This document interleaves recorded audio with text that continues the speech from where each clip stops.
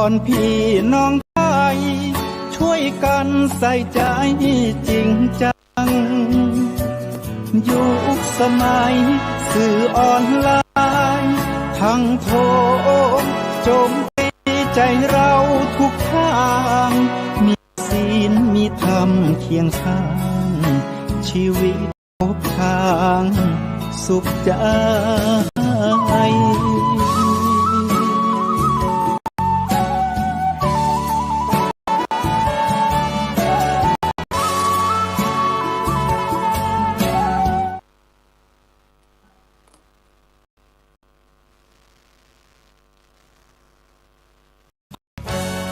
ทำเป็นทีมสถานีธรรมะออนไลน์ขอเชิญติดตามชมรายการธรรมสักฉา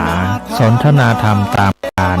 คุยทุกเรื่องทุกประเด็นเติมธรรมะให้หัวใจเติมอาหารใจเติมพลังใจให้ตนเองเป็นประจำเวลา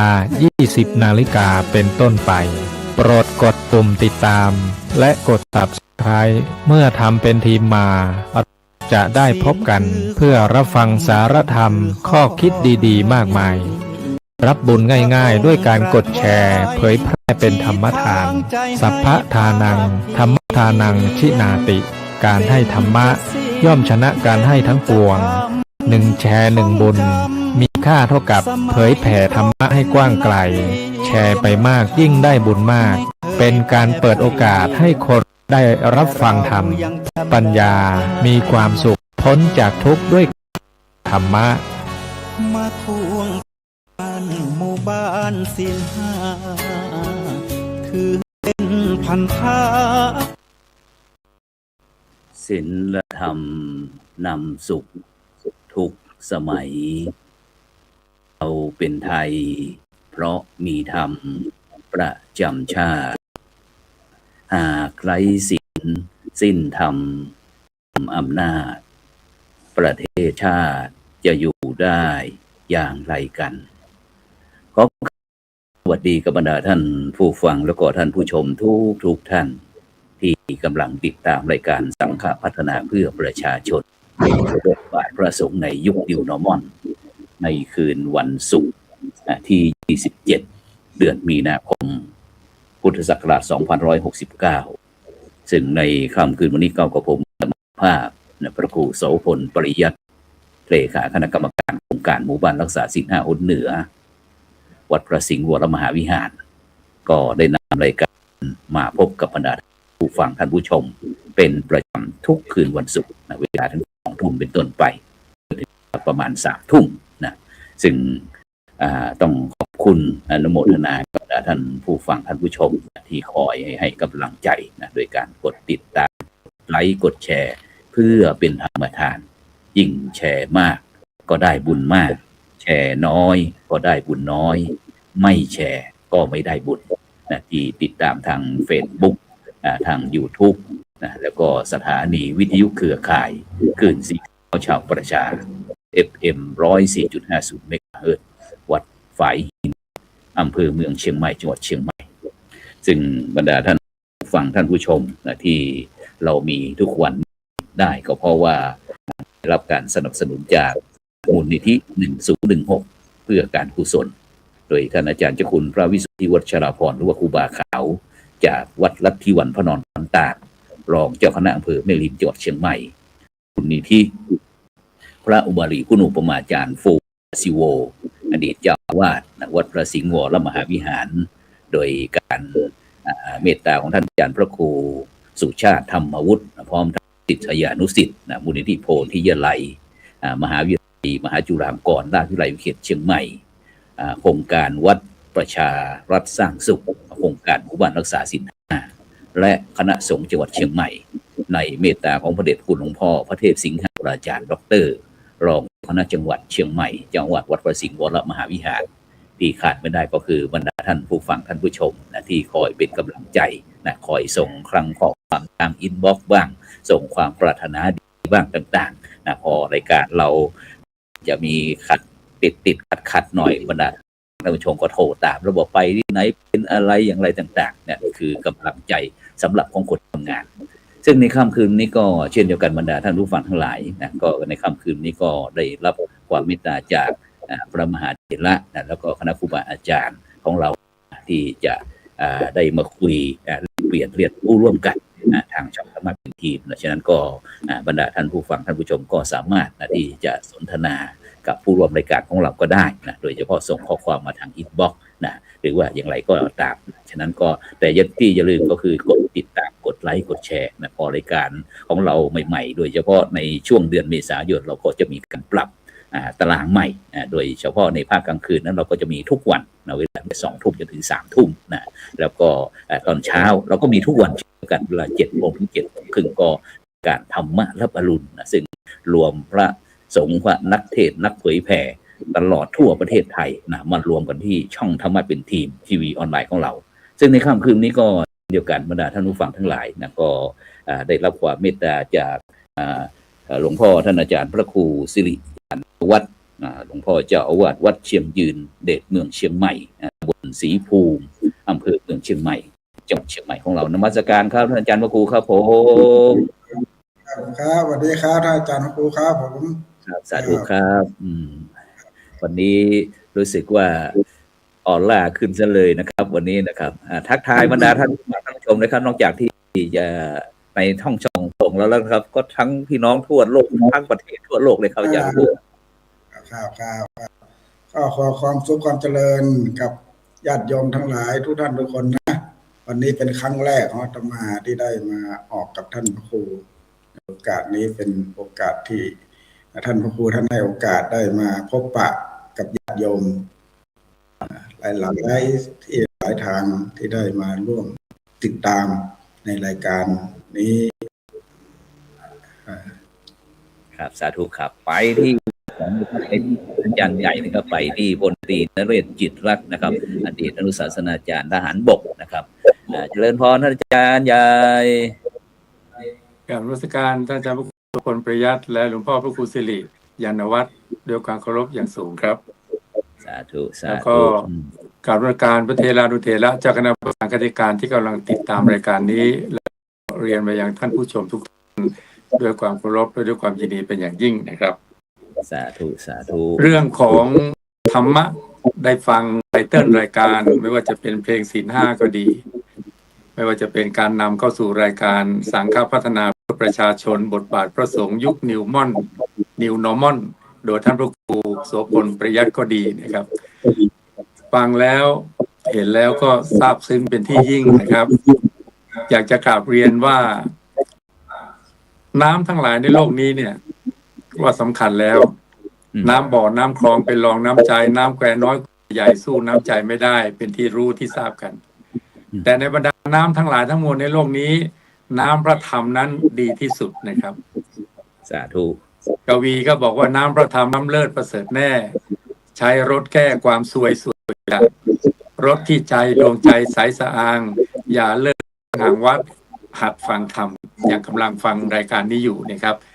ต้องกราบถวายอนุโมทนาหลวงพ่อพระครูสิริยานวัฒน์นะครับถือว่าวันนี้ครั้งนี้เป็นอาธิกรรมิกะสังฆพัฒนาเพราะไม่เคยออกรายการไหนเลยครั้งนี้เป็นครั้งแรกในชีวิตว่างั้นพระครูโสพลยังภาคภูมิใจเนี่ยที่เห็นในช่วงนี้จะเห็นคณะครูบาอาจารย์ของเรามาโดยเฉพาะพระเถระในเมืองเชียงใหม่ของเราซึ่งส่วนมากก็กิจจะเยอะมากๆนะแต่ได้รับความเมตตาท่านอาจารย์พระครูสิริยานวัฒน์เจ้าอาวาสวัดเชียงยืนของเราซึ่ง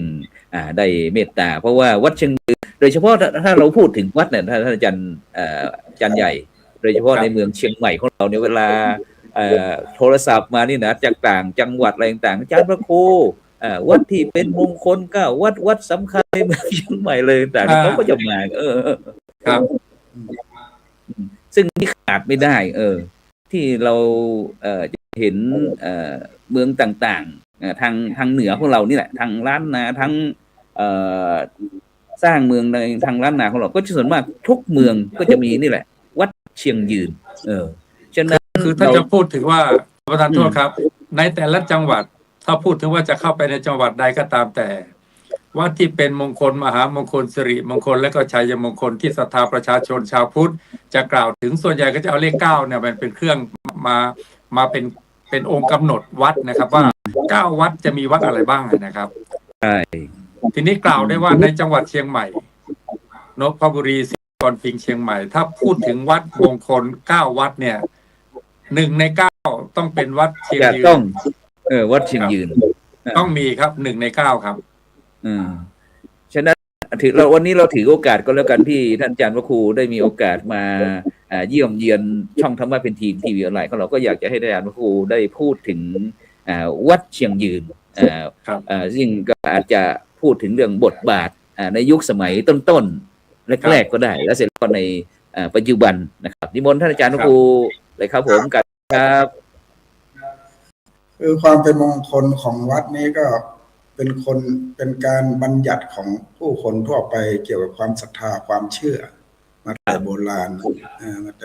ที่มีความเชื่อว่าวัดนี้มีนามเป็นมงคลแบบนี้นะแต่วัดพูดถึงวัดที่เป็นนามมงคลของเมืองเชียงใหม่ก็มีด้วยกันหลายวัดที่มีชื่อเป็นมงคลวัดเชียงยืนถือว่าเป็นหนึ่งในนั้นเหมือนนี้นะเชียงมั่นเชียงยืนแบบนี้นะมั่นคงยั่งยืนแบบนี้นะบางคนก็ถือเอาวัดที่มีนามโดยเฉพาะก็แบบนามตรงๆก็ดวงดีดับภัยชัยมงคลอันนี้ก็เป็นมงคลหมื่นเงินกองดับภัย10,000,000,000ชัยพระเกียรติคือเอานามของวัดนะนามของวัดแต่วัดเชียงยืนที่ว่าเชียงยืนเป็นนามตรงๆเลยวัดเดิมนามว่าวัดพีคาชีววัดสารามในพงศาวดารสาธุครับในพงศาวดารยกนามว่าวัดพีคาชีววัดสารามตำนานพื้นเมืองเชียงใหม่คือวัดเชียงยืนคือความยั่งยืนทีคาก็คือความยั่งยืนความทีคาชีววัดที่มีชีวิตที่ยั่งยืนตามโบราณที่กล่าวถึงสมมติวัดเชียงยืนนะมีความยั่งยืนในชีวิตคนก็ถือว่าความยั่งยืนนี่เป็นสิ่งที่ดีในชีวิตอะไรที่ยั่งยืนอย่างชีวิตของเรายั่งยืนก็ดีแบบนี้นะครับคนก็มีความเชื่อในลักษณะนั้นความยั่งยืนก็เป็นมงคลอย่างหนึ่งในนามวัดเป็นมงคลอย่างหนึ่งวัดเชียงยืนแต่ว่าโบราณที่ว่าวัดเชียงยืนนี่สร้างมาตามตำนานมหาทักษะการสร้างเมืองเชียงใหม่ที่เขาบอกว่าจะมีที่ในตำนานที่บอกว่าตำนานมหาทักษะที่บอกว่าจะมีวัดประจำแต่ละทิศแบบนี้นะแต่วัดเชียงยืนนี่ทางด้านทิศเหนือถือว่าเป็นเดชหมายถึงอำนาจบารมี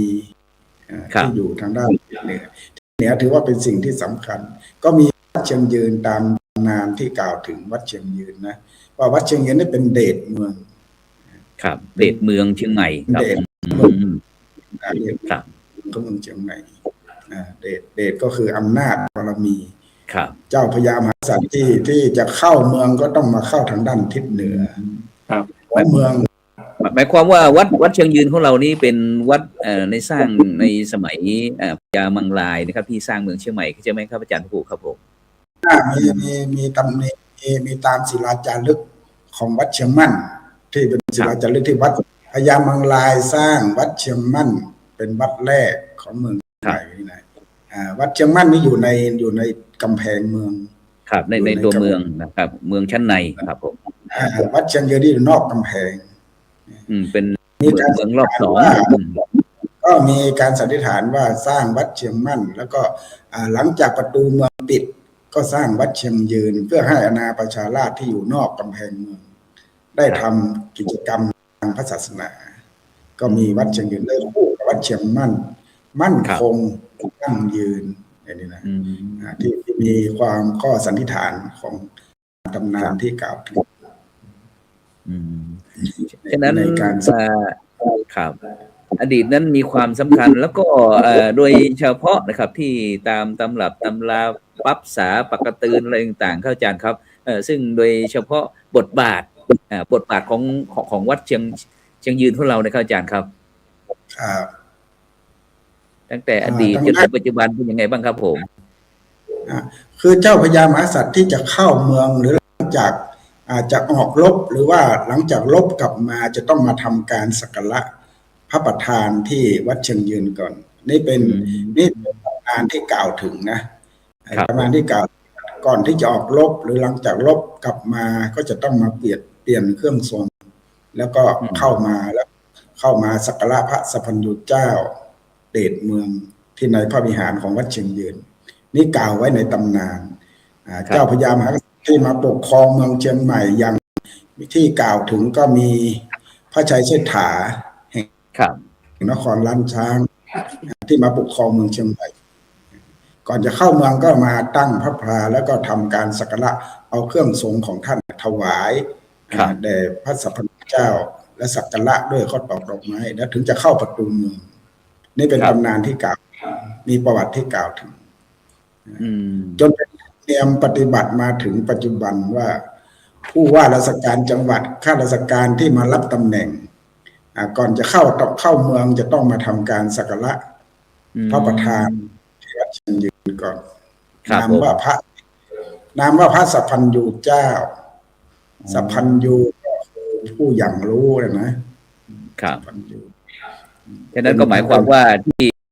เชียงยืนของเรานี่มีพระพุทธรูปนะครับองค์สำคัญนะครับก็คือหลวงพ่อพระสัพพัญญูเจ้าเดชเมืองใช่ไหมครับอาจารย์ครับครับนอกจากมีหลวงพ่อ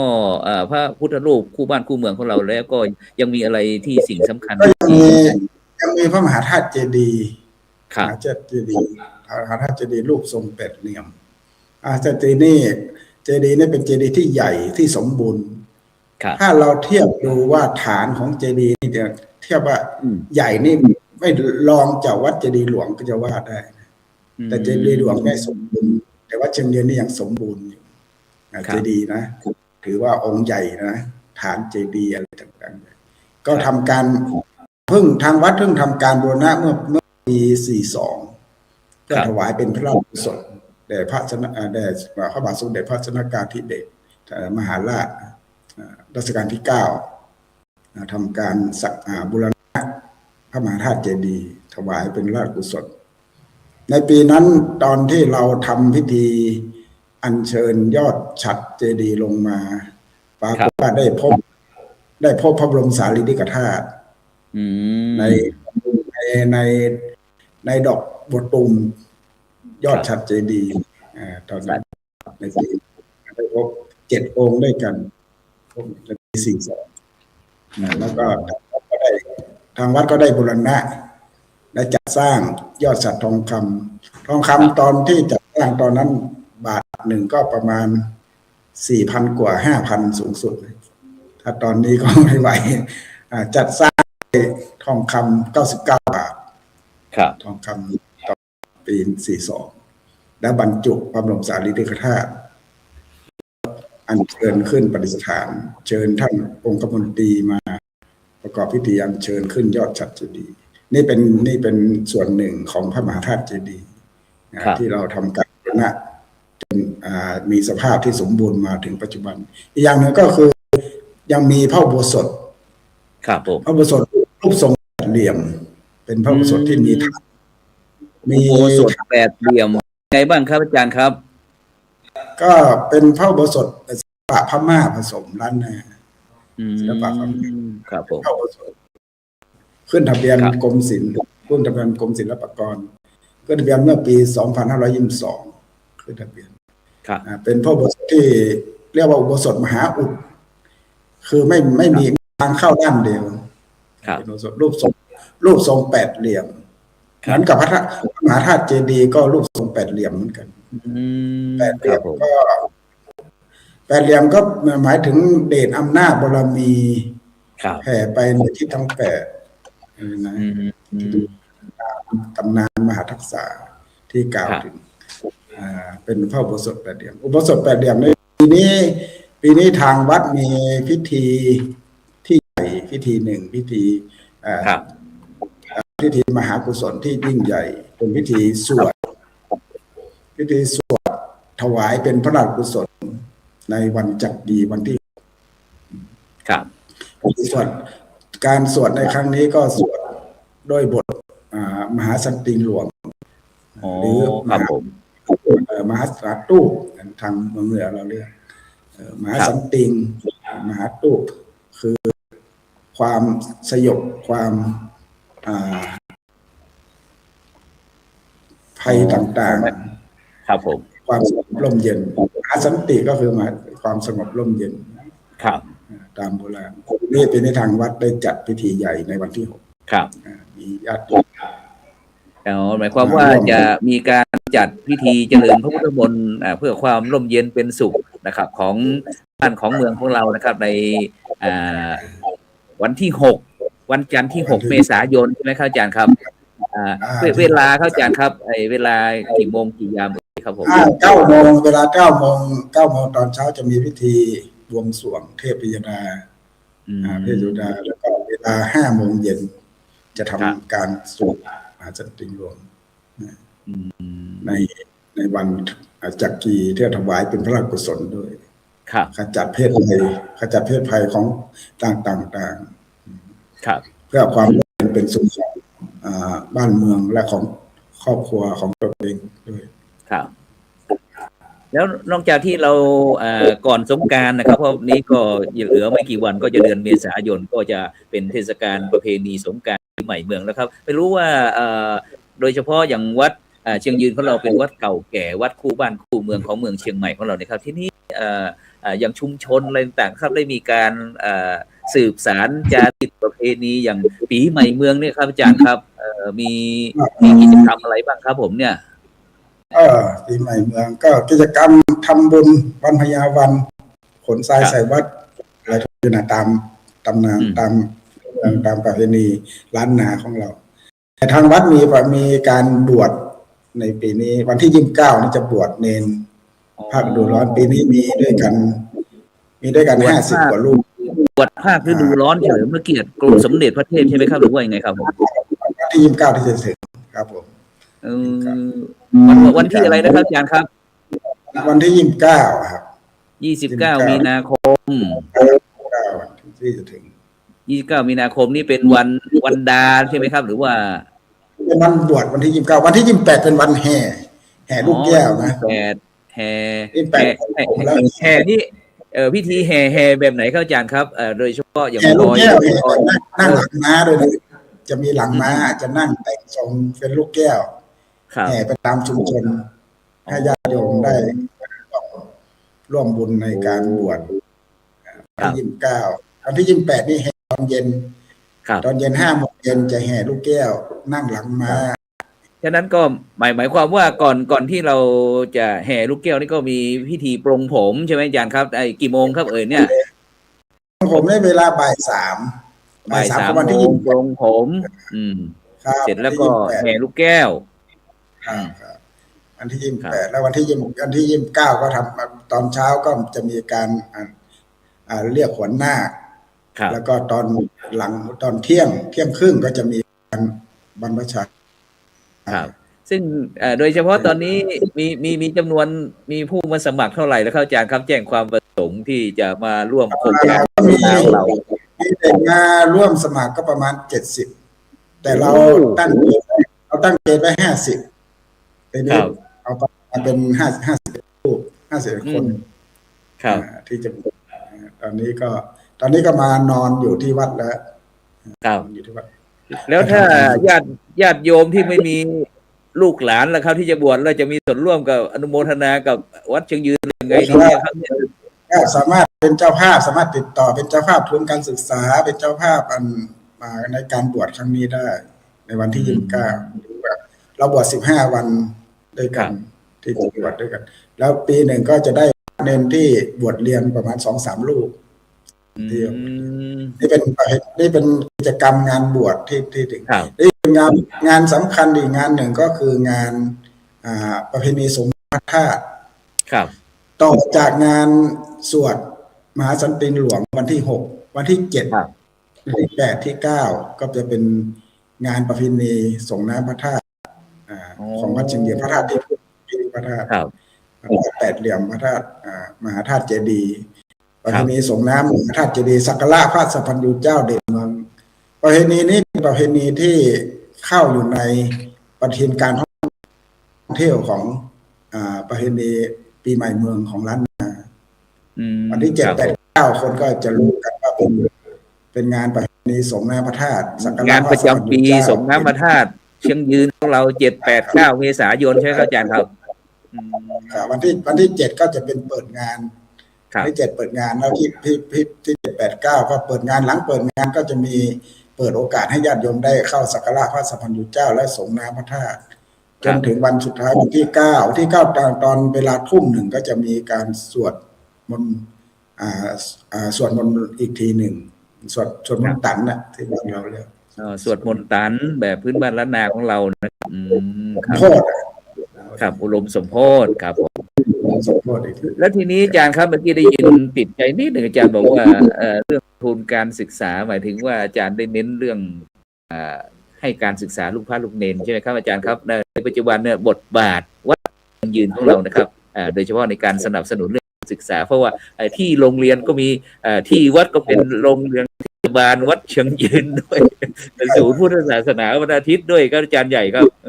อาจารย์ช่วยคุยให้ฟังหน่อยครับบทบาทของเราวัดของเราได้ไปสนับสนุนเรื่องการศึกษายังไงบ้างครับอาจารย์ครับก็ได้ฟังครับได้ฟังหลวงพ่อพระครูศิริพูดมาเนี่ยญาติโยมท่านผู้ฟังทางบ้านก็จะทราบบทบาทของพระแล้วนะโดยเฉพาะเน้นเรื่องขอประทานโทษที่จะกราบเรียนก็คือว่าเป็นการยืนยันว่าสถาบันสงฆ์ในปัจจุบันเนี้ยนะครับยังเป็นที่มั่นใจไว้ใจเชื่อใจสำหรับศรัทธาประชาชนนะครับเชียงยืนเนี่ยรับสมัครสามเณรภาคฤดูร้อน50 คนแต่ว่ามาสมัครเป็นเกือบ100 คนอ่ะ70 กว่าครับและจำเป็นต้องคัดให้เหลือ51 คนเพราะว่าข้อจำกัดอะไรต่างๆมากมายประการที่1นี่สะท้อนให้เห็นถึงศรัทธาของชาวพุทธที่อ่านพระสงฆ์ออกบอกพระสงฆ์ได้เห็นพระสงฆ์ชัดแล้วก็พระสงฆ์ท่านก็ปฏิบัติดีปฏิบัติชอบให้ดูจนเป็นที่ไว้ใจเชื่อใจมั่นใจเลยให้ลูกของตัวเองแก้วตาดวงใจไปอยู่ในร่มบุญร่มบารมีของหลวงพ่อเจ้าวาดวัดเชียงยืนแล้วก็พระอาจารย์อันนี้ตอบโจทย์ได้เลยว่าพระที่ประพฤติดีปฏิบัติชอบมีปัลเลอะเพราะฉะนั้นสังฆพัฒนารายการของท่านพระครูเนี่ยผมมานั่งนึกดูก็สมณคุณของท่านพระครูก็ดีพระเถรานุเถระเจ้าคณะภาษาคณิการโดยเฉพาะหลวงพ่อพระครูสิริยานวัฒน์เจ้าวัดวัดเชียงยืนที่จัดโครงการนี้นะเริ่มต้นเลยศึกษาพระปริยัติเนี่ย2 รูปเนี้ยที่กำลังออกรายการ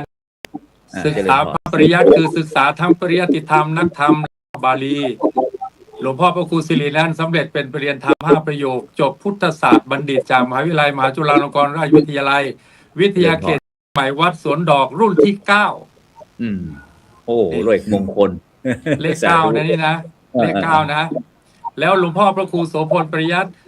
จบปริญญาธรรม4 ประโยคแต่สำเร็จ PhD หรือพุทธศาสตร์ดุษฎีบัณฑิตปรัชญาเนี่ยผ่านพทบผ่านพทมปริญญาโทสำเร็จพทดพุทธศาสตร์ดุษฎีบัณฑิตนี่แปลว่าพระสงฆ์ยุค New Normal เนี่ยศึกษาทั้งธรรมและโลกไม่โศกเศร้าพระสงฆ์ประยุกต์เข้ากันไว้ให้เหมาะสมธรรมพึ่งโลกโลกพึ่งธรรมนำสังคมจะลื่นลมเป็นสุขได้เพราะโลกกับธรรมต้องอาศัยกันคนเขาเข้าใจเมื่อคนเขาเข้าใจเขาเลยเข้าถึงครับพอเข้าถึงแล้วเลยเปิดโอกาสให้สังฆพัฒนาประชาชนก็พระศึกษาปริยัติธรรมพระท่านนำปฏิบัติพระท่านเป็นสังฆพัฒนาพระท่านอยู่ปรึกษากิจพระท่านอุทิศชีวิตเพื่อพระพุทธศาสนาพระท่านทุ่มเทรักษาพระธรรมวินัยพระท่านเทใจเผยแผ่ธรรมทั้งนี้ก็เพื่อความสุขเลิศล้ำของประชาชนตอบโจทย์ได้นี่ด้วยเหตุเนี้ย วัดเชียงยืน ซึ่งเป็นวัดอย่างที่ท่านพระครูท่านกล่าวหลวงพ่อพระครูสิริกล่าว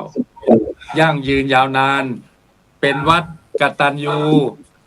อัตลักษณ์ชัดเจน เป็นวัดทำให้ญาติโยมศรัทธา เป็นวัดที่นำพาเรื่องความสามัคคี เป็นวัดแสดงความกตัญญูกตเวที เป็นวัดชักชวนเชิญชวนชี้ชวนให้ประสบนิกรทุกหมู่เหล่าแสดงความจงรักภักดี ผ่านวันจักรี 6 เมษาที่จะมาถึงเนี่ยครับ เริญพร วันที่6 เมษายนนี่ก็เจริญพรเชิญชวนญาติโยม หลวงพ่อพระครูสิริเจริญพรเชิญญาติโยมเลยครับ เจริญพรเชิญชวนญาติโยมมาร่วมสวดถวายเป็นพระราชกุศลในวันที่6 เวลา 5 โมงเย็นเวลาตั้งแต่ 9 โมงนี่ก็จะมีการบวงสรวงอย่างที่พูดโดยท่านอาจารย์วารินทร์บัววิรัตเลิศครับบวงสรวงที่หน้าอุโบสถมหาอุดทำพิธีบวงแล้วเวลา 5 โมงเย็นก็จะมีการสวด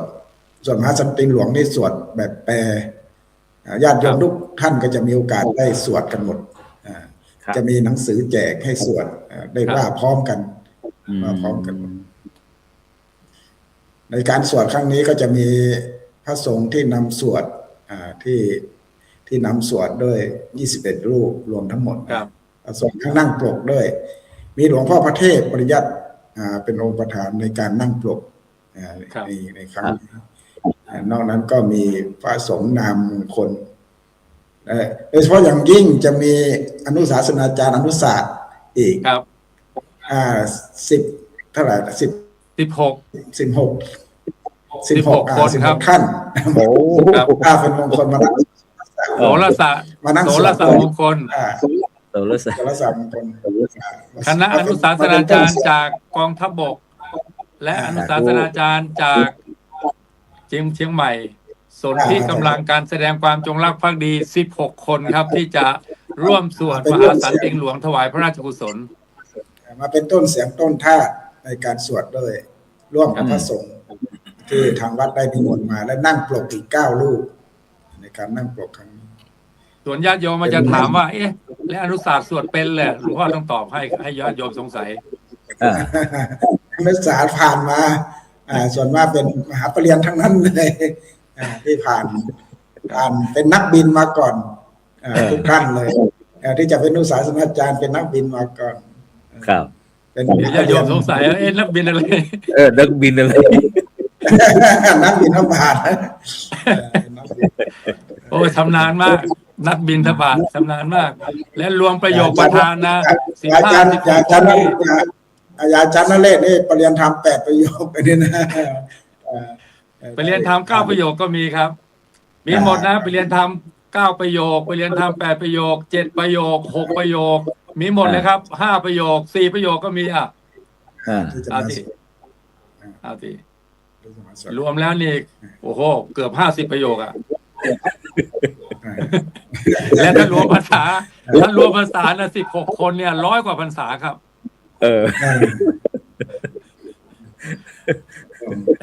อย่างนั้นก็ขอเชิญชวนญาติโยมมีโอกาสได้เข้ามา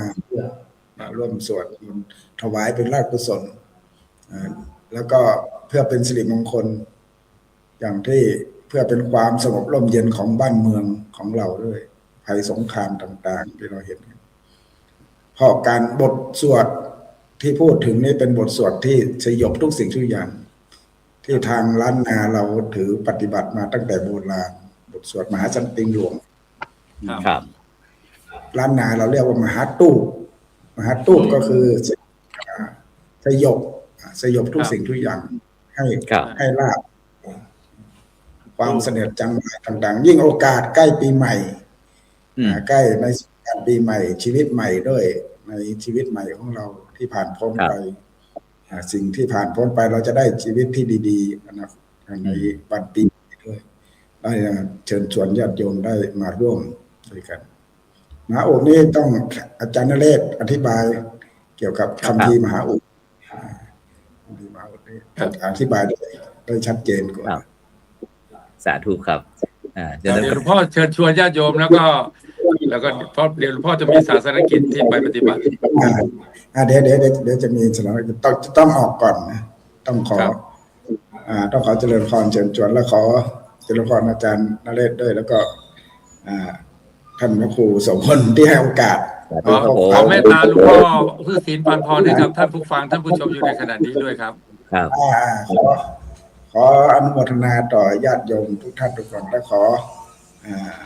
กราบคารวะ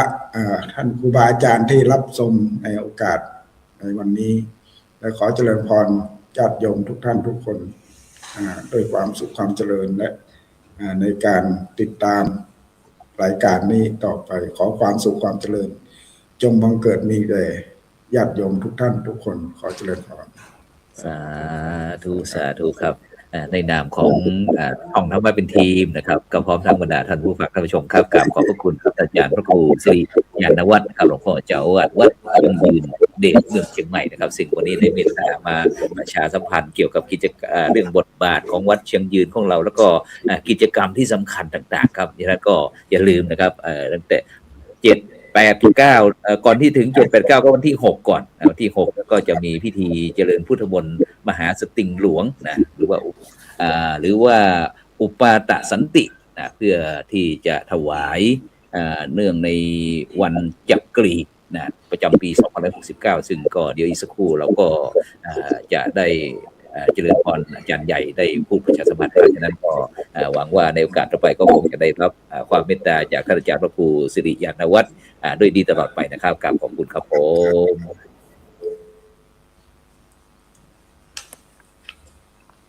อาจารย์ใหญ่ครับผมทีนี้ถึงบทบาทอาจารย์ใหญ่แล้วว่าทีนี้เมื่อกี้ท่านอาจารย์พระครูสิริยานวัฒน์บอกว่าต้องให้อาจารย์ใหญ่ได้ช่วยต่อจากที่รายละเอียดเกี่ยวกับเพราะว่าท่านได้เกริ่นไว้ให้เรียบร้อยแล้วตั้งแต่เกี่ยวกับเรื่องกิจกรรมในวัดเชียงยืนของเราแล้วก็กิจกรรมที่เราจะมีพิธีเจริญพุทธมนต์มหาสติงหลวงเพื่อเนื่องในวันจักรีประจำปี2569เนี่ยอาจารย์ใหญ่มีความเป็นไปเป็นมาอย่างไรเลยเจริญพรเบื้องต้นนี้ก็ผมรวบรวมประเด็นที่จะนำเรียนต่อไปนะครับก่อนที่จะลงรายละเอียดในเรื่องของกิจกรรมในวันที่6วันจักรีเนี่ยประเด็นที่หลวงพ่อพระครูสิริยานวัฒน์ท่านได้ปรารภถึงเรื่องของเดชเมืองก็ดีนะฮะเรื่องของอุโบสถแปดเหลี่ยมมหาอุดก็ดีเรื่องของพระบรมธาตุหรือพระธาตุเจดีย์แปดเหลี่ยมก็ดีเจริญพรสิ่งเหล่านี้ครับเป็นเรื่องที่เราควรจะได้มาทบทวนแล้วก็วิเคราะห์กันนะครับเพื่อให้เกิด ความรู้ความเข้าใจแล้วก็เกิดความศรัทธาเชื่อมั่น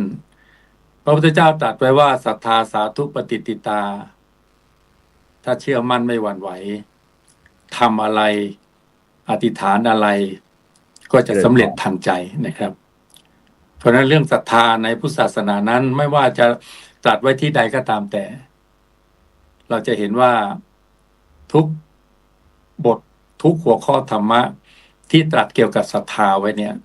ก็จะตัดปัญญาไว้คุมตลอดเลยครับ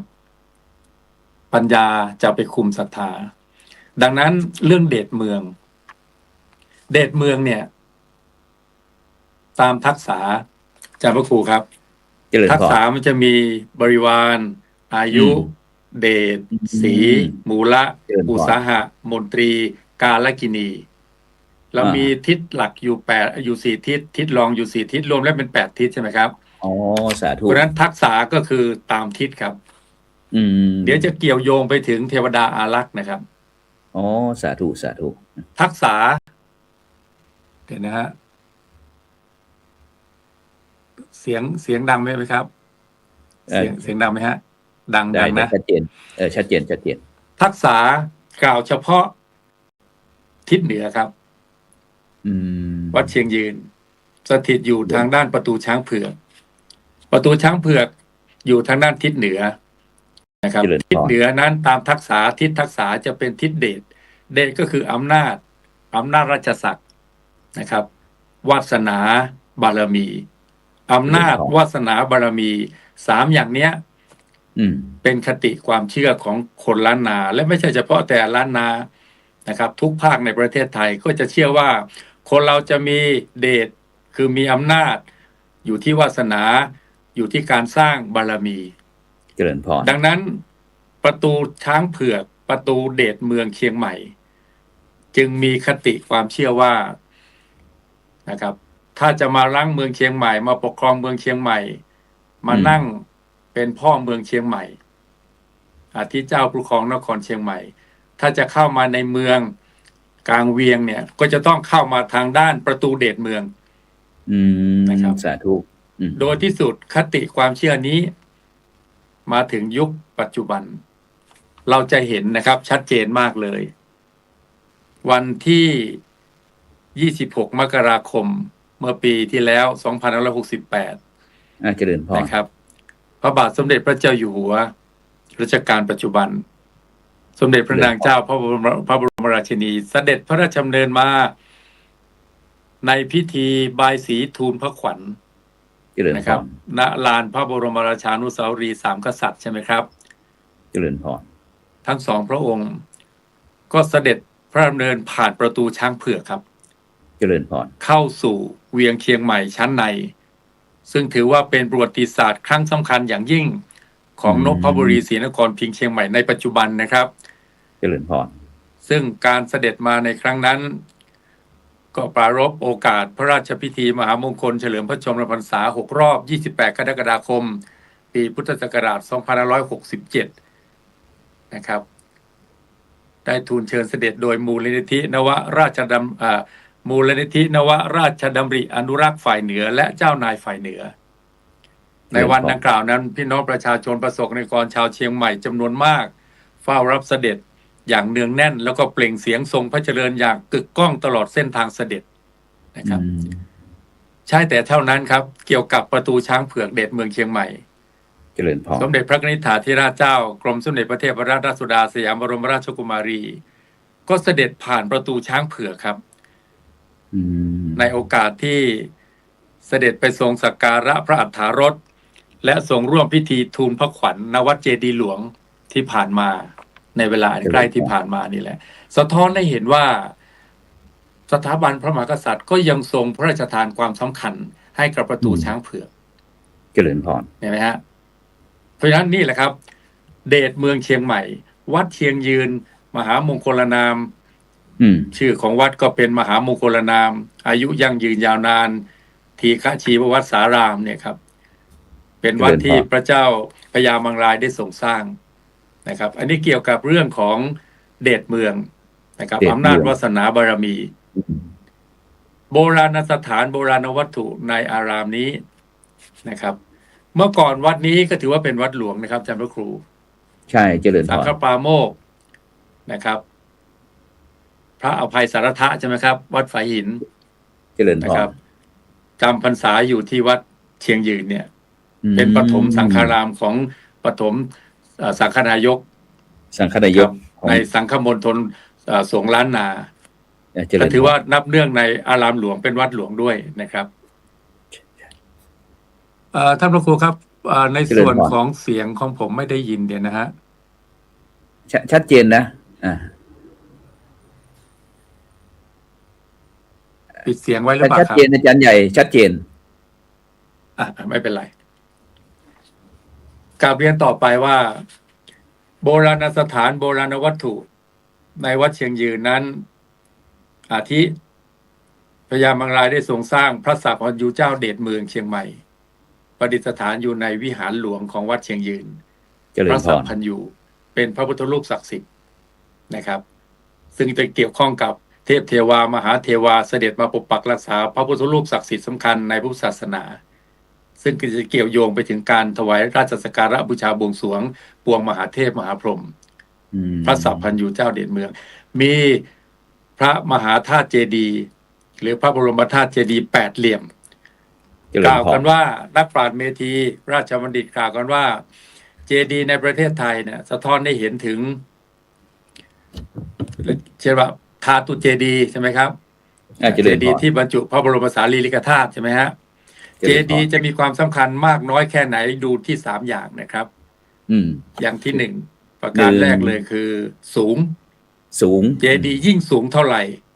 ความขลังความศักดิ์สิทธิ์ความยิ่งใหญ่ย่อมมีมากเท่านั้นสูงนะ เจริญพร ประการที่สองใหญ่ อืม เจดีย์ใหญ่มากเท่าใดศักดิ์สิทธิ์มากเท่านั้นสำคัญมากเท่านั้น ประการที่สามต้องมีของดีบรรจุอยู่ภายใน ของดีที่ว่านี้ก็คือพระบรมสารีริกธาตุดังนั้นเจดีย์ทุกองค์ในประเทศไทย ไม่ว่าจะอยู่ทิศใดยกตัวอย่างเช่น พระบรมธาตุเจดีย์ไม่ว่าจะเป็นวัดพระธาตุดอยสุเทพ พระปฐมเจดีย์ เจริญพร โดยที่สุดเนี่ยครับกล่าวกันวัดเชียงยืนเนี่ยมีพระบรมธาตุเจดีย์สูงใหญ่มีพระบรมสารีริกธาตุบรรจุอยู่ภายในและแปดเหลี่ยมมักมีองค์แปด อืม นะครับก็ถือว่าเป็นเจดีย์ที่เทพเทวาสถิตปกปักรักษาอยู่ เจริญพร นอกจากนี้ยังมีโบสถ์หรืออุโบสถถ้าวัดหลวงก็เรียกว่าพระอุโบสถพระวิหาร อืม แต่ว่าวัดเชียงยืนในปัจจุบันนี้ยังไม่ได้เป็นพระอารามหลวง ก็จึงต้องเรียกว่า วั อุ ด โบสถหรือโบสถ์แปดเหลี่ยม เมื่อสักครู่นี้ท่านพระครูบอกว่าแปดทิศนะครับ ครับ เราตีความได้ก็หมายถึงมักมีองค์แปดก็ได้แปดทิศก็ได้นะครับ อืม แปดเหลี่ยมมีประตูเดียว คือประตูหน้าประตูหลังปิด จึงอุดไว้ อุดในที่นี้ก็หมายความว่าปิดให้แน่น อืม นะครับ วัตถุประสงค์หลักเลยโบสถ์มหาอุดเนี่ย เนื่องจากว่าเดิมทีเดียวนั้นมีแต่เฉพาะประตูทางเข้าหน้าต่างไม่มีนะครับ อืม เจริญพร ดังนั้นเวลาทำสังฆกรรม อุโบสถทำสังฆกรรมใดๆเช่นสวดพระปฏิโมกข์ใช่ไหมครับ เจริญพร ไม่ต้องใช้ลำโพง อืม เสียงจะก้องมาก เสียงกล้อง เสียงดังฟังชัดใช่ไหมอาจารย์พระครูนะ อันนี้คืออานิสงส์ของอุดให้แน่นก็คือเสียงจะไม่ออกไปข้างนอก จะดังอยู่เฉพาะภายในนะครับ ทีนี้สังฆกรรมเมื่อเสียงแน่นเสียงดังฟังชัด พระสงฆ์จะเจริญมนต์สวดมนต์ทำวัดเช้าทำวัดเย็นหรือสวดพระปฏิโมกข์หรือว่าสังฆกรรมใดก็ตามแต่ สมาธิธรรมจะเกิดขึ้น อืม เพราะเสียงข้างนอกจะไม่เข้ามารบกวน นะครับ เจริญพร ข้างในจะดังก้อง เสียงดังฟังชัด ในคติเกี่ยวกับเรื่องความเชื่ออีกประการหนึ่งก็คือ มหาอุด อุดแปลว่า ปิดให้แน่น อืม อุดแปลว่า ไม่ให้ข้างนอกไหลเข้ามา ไม่ให้ข้างในไหลออกไป ไปออกไป ปิดให้แน่นอย่างใหญ่ อ่า อย่างมหาศาล เจริญพร ความเชื่อเลยเกิดว่า มหาอุดเนี่ย ถ้าทำพิธีศักดิ์สิทธิ์ เช่นพิธีเสกพิธีสวดนะครับ เรียกกัน เจ ว่า ริญพร สวดเสกอะได้แก่ อืม พุทธาพิเศษกมังคลาพิเศษกมหามังคลาพิเศษกมหาพุทธาพิเศษกหรือแม้แต่กระทั่งสวดมหาสันติงหลวงเนี่ย อืม ถ้าทำในโบสถ์มหาอุดอย่างเงี้ย เจริญพร จะอุดสัพพทุกข์สัพพโศกสัพพโรคสัพพภัยสัพพเคราะห์สัพพเสนียดจันไรวิบัติจันไรทั้งหลายทั้งปวงไม่ให้เข้ามา อืม ใครได้ไปสวดเท่าก็เป็นการไปเสก อืม เสกอะไรเสกด้วยธาตุกายสิทธิ์ อืม พูดถึงธาตุกายสิทธิ์เราก็จะไปนึกถึงที่อื่นสิ่งอื่น แต่พระพุทธเจ้าท่านตรัสว่าคนทุกคนเราเนี่ย จะมีธาตุอยู่ชนิดหนึ่ง ที่ศักดิ์สิทธิ์ก็คือจิต จิต พันธนังจะพลังจิตตังทุลักขังทุนิวาระยังห้ามยากดิ้นรนกวัดแกว่งไปดวงเดียว จิตจะเที่ยวไปดวงเดียว ไปได้รอบโลกเลยจิตเนี่ย เราอยู่ที่ประเทศไทยนู่นไปอเมริกาก็ได้ แวบไปแล้ว ใช่ไหมฮะศักดิ์สิทธิ์มาก ดังนั้นถ้าสามารถรวมจิตให้จิตรวมศูนย์ ไฟฉายที่พุ่งไปไกล น้ำประปาและหลายท่อมารวมเป็นท่อเดียวกัน ฉีดไปทำลายภูเขาก็ได้ ไฟฟ้า แสงรวมศูนย์ ฉายดุดไฟฟ้าดุดไฟฉายหลายๆท่อนนะครับ ทะลุทะลวงไปไกลมากเลย ชั้นใด ใช่ ธาตุจิตเป็นธาตุศักดิ์สิทธิ์ถ้ารวมให้เป็นเอ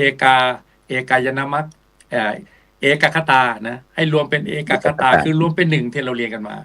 โอ้โหพลังมหาศาลเหตุนี้เองทำไมดินสักก้อนหนึ่งจึงศักดิ์สิทธิ์ทำไมจึงมีปาฏิหาริย์อยู่ในก้อนนั้นเพราะอะไรเพราะเป็นการอาราธนาพระพุทธคุณพระธรรมคุณพระสังฆคุณมาประจุลงไปในดินก้อนนั้น เลยเกิดเป็นอานุภาพ รื่องนี้เป็นเรื่องความเชื่อนะครับ เจริญพร เป็นความเชื่อส่วนบุคคล และถ้าพิจารณาแล้วเนี่ยสามารถวิเคราะห์ได้เลยว่ามีความเป็นจริงเพราะเกี่ยวเนื่องกับการสวด เจริญพร กำลังจะกราบเรียนว่าการสวดมนต์เนี่ยเป็นประเพณีเป็นพุทธประเพณีอริยประเพณีที่ปฏิบัติสืบเนื่องกันมาช้านานของชาวพุทธไทยนะครับ ไม่เฉพาะแต่ประเทศไทยประเทศรอบบ้านของเราที่นับถือพุทธศาสนา ที่นับถือพุทธศาสนา ก็สวดมนต์กันใช่ไหมอาจารย์พระครู เจริญพร โดยมีจุดหมายก็คือเพื่อน้อมรำลึกนึกถึงพระพุทธคุณ พระธรรมคุณ พระสังฆคุณ ระลึกถึงยังไง พระสัมมาสัมพุทธเจ้าผู้เป็นศาสดาของเราทั้งหลาย พระองค์ทรงไว้ซึ่งพระปัญญาคุณตรัสรู้ดีตรัสรู้ชอบด้วยพระองค์เองทรงไว้ซึ่งพระวิสุทธิคุณทรงบริสุทธิ์หมดจดจากกิเลสเครื่องเศร้าหมองทั้งหลายทรงไว้ซึ่งพระมหากรุณาธิคุณทรงสงสารสั่งสอนเวนยนิกรทุกทั่วหน้าข้าพเจ้าทั้งหลาย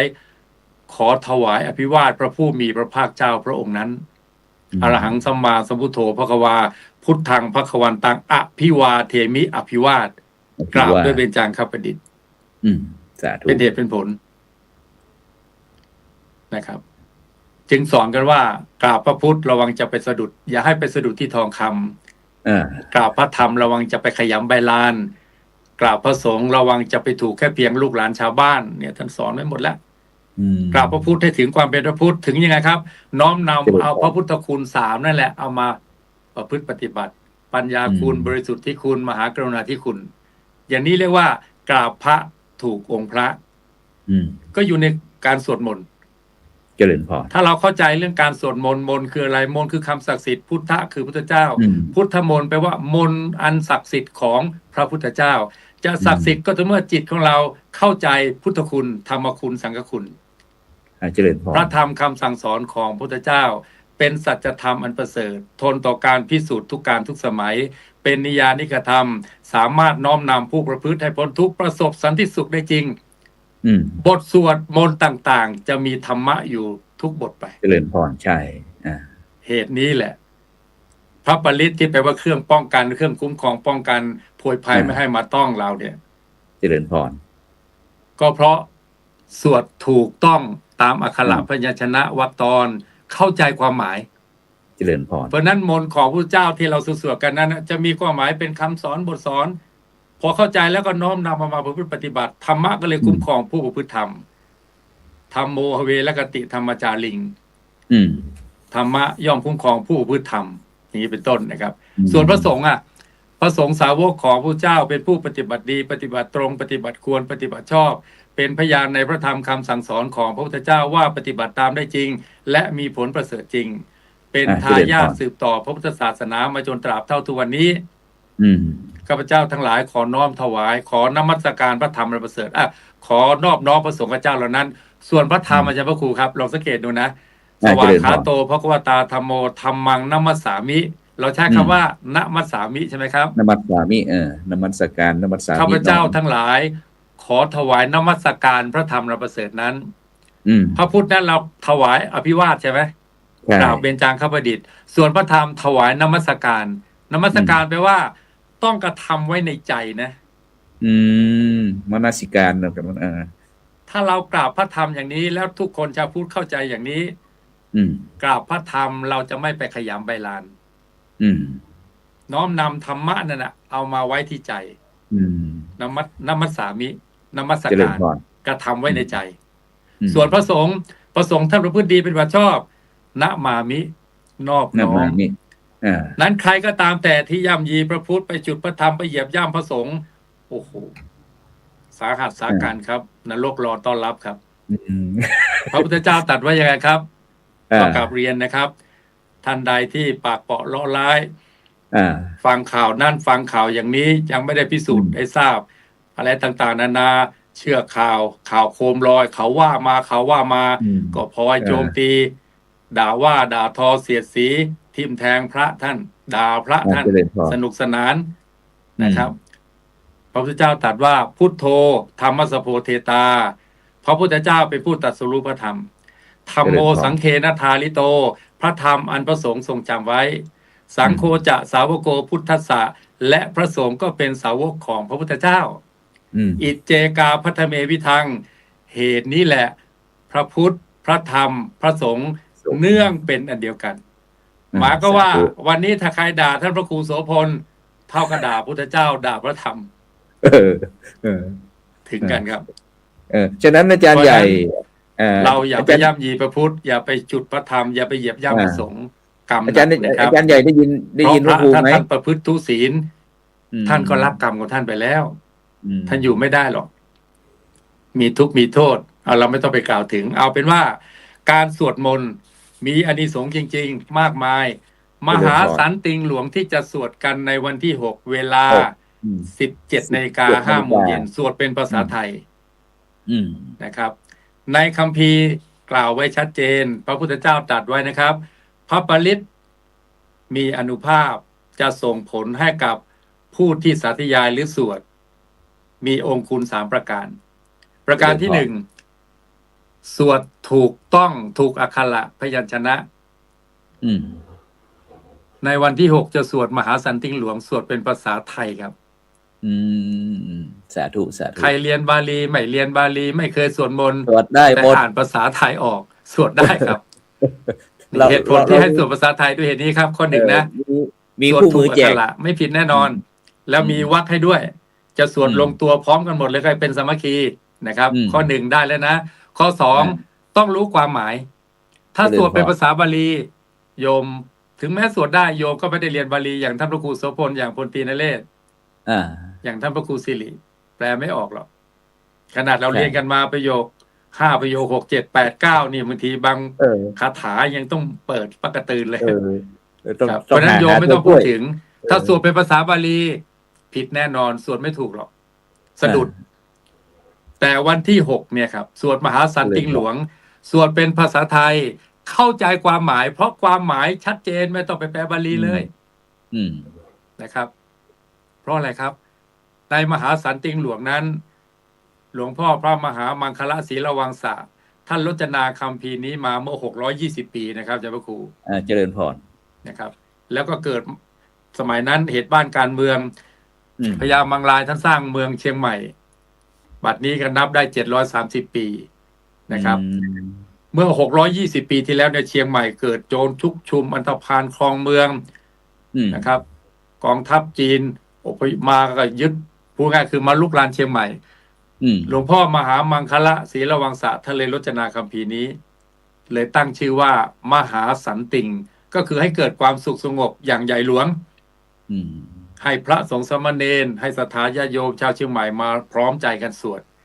และปรากฏเหตุมหัศจรรย์เพศภัยต่างๆโจรผู้ร้ายอันธพาลต่างๆก็สงบระงับไป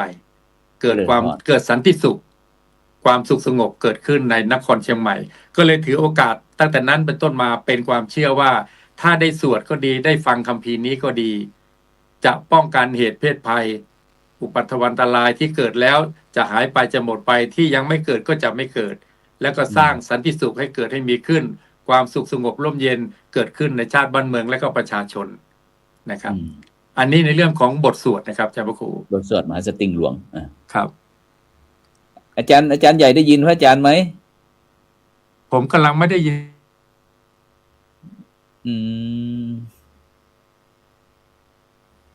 เปิดไมค์นิดหนึ่ง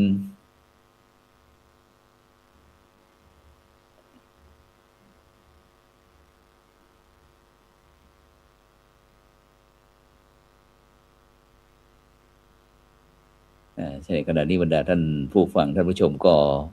กำลังติดตามรายการสังฆพัฒนาเพื่อประชาชนนะบทบาทพระสงฆ์ในยุคนิวนอร์มอนอาจารย์ใหญ่เปิดไมค์แป๊บหนึ่งครับผมเปิดไมค์ได้ยินไหมครับได้ยินชัดเจนอาจารย์ใหญ่ได้ยินอาจารย์ไหมฮัลโหลได้ยินชัดเจนแจ๋วเลยเสียงแจ๋วเลยได้ยินก็ผมไม่ได้ยินเสียงจะสงสัยต้องเดี๋ยวนะฮะเอาละ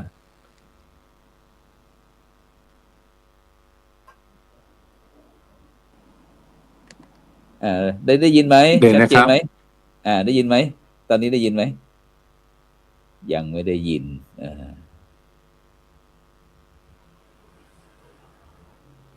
ไม่มีเสียง ไม่มีเสียง เปิดไมค์เปิดไมค์โอเค ไม่ได้ยินเสียงครับ ได้ยินได้ยิน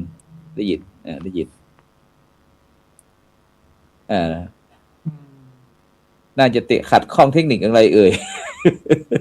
อย่าง accident ตอนนี้เวลาหมด สาธุวันนี้ก็ต้องขอบคุณนะอนุโมทนากับพลตรีนเรศจิตลักษณ์นะซึ่งวันนี้ได้รับความเมตตาทั้งท่านอาจารย์พระครูสิริยานวัฒน์หลวงพ่อเจ้าอาวาสวัดเชียงยืนเดชเมืองตำบลศรีภูมิอำเภอเมืองเชียงใหม่จังหวัดเชียงใหม่ของเราพร้อมทั้งท่านอาจารย์ใหญ่พลตรีนเรศจิตลักษณ์อดีตอนุศาสนาจารย์ทหารบกนะที่ได้มาร่วมด้วยช่วยกันในการที่มาช่วยประชาสัมพันธ์เกี่ยวกับเรื่องงานพิธีเจริญพระพุทธมนต์สวดมหาสันติงหลวงในวันจันทร์ที่6เมษายนพุทธศักราช2569นะเวลา 17 นาฬิกาที่วัดเชียงยืนนะฉะนั้นก็ในวันนี้ก็เวลาหมดเวลาเดี๋ยวก็มีโอกาสก็จะเจริญพรท่านอาจารย์ใหญ่พลตรีนเรศจิตลักษณ์นะได้มาร่วมรายการเราอีกครั้งหนึ่งสำหรับในค่ำคืนนี้ก็เวลาหมดเวลาจำเป็นที่ต้องนำรายการจากบรรดาท่านผู้ฟังไปก่อนหลับฝันดีมีเงินใช้ไร้โลคาพยาธิไม่เจ็บไม่จดรับรวยทุกคนสำหรับในค่ำคืนนี้เขากล่าวคำว่าสาธุ กาเมมุสาสุ